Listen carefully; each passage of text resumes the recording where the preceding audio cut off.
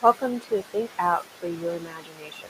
This podcast is about the imagination of me, Jennifer Purcell, and other neurodivergents and neurotypicals, and how our imagination is still vivid because we are neurodivergent, and about my imagination I used to have when I was little and bringing it to life and sharing it with you.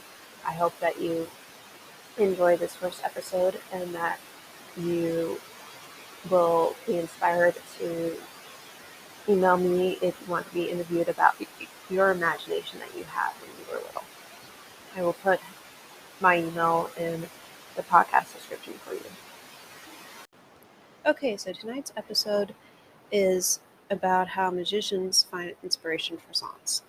I like listening to all kinds of music, especially country, pop, acapella, and pop country. Also, because I have NLD, I can memorize lyrics well. And I like singing. Not very good at it, but I like doing it. The first article is titled 10 Sources of Inspiration for Music by Pirate Staff, written on February 9th of 2022. Quote, whether you're looking for good song topics or struggling to find motivation, here are 10 sources of inspiration, as told by some of the best producers in the game. The reality of being a music producer or songwriter, is that you won't always feel inspired. Every musician, um,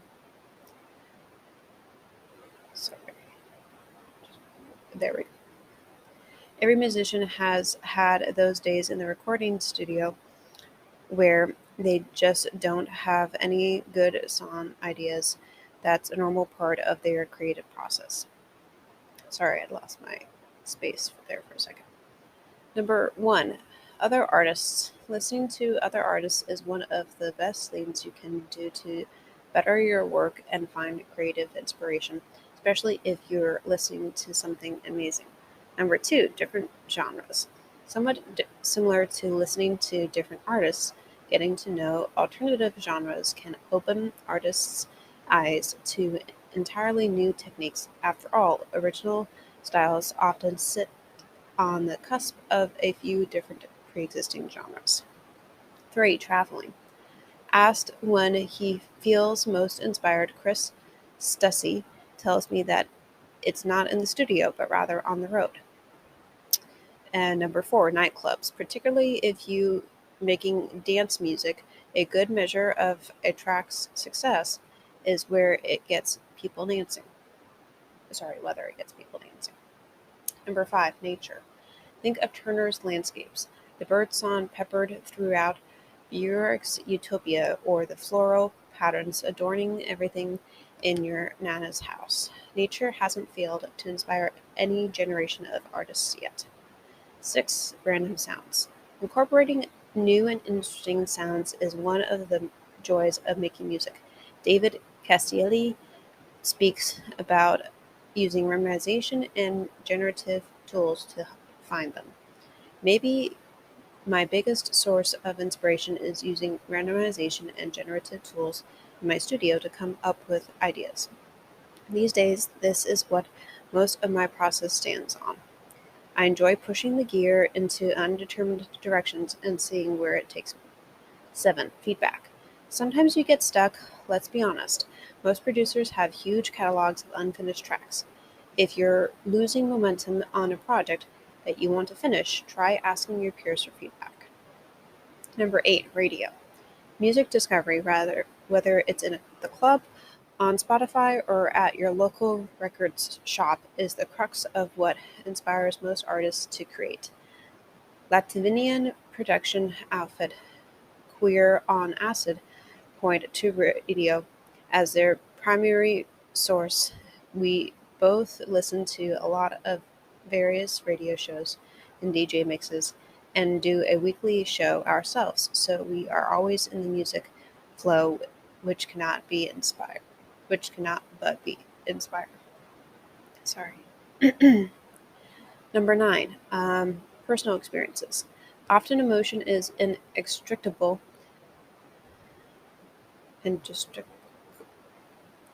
inextricable from creative processes.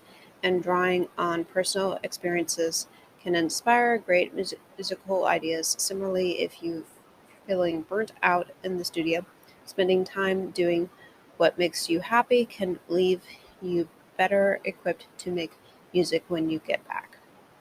Number 10, film and books.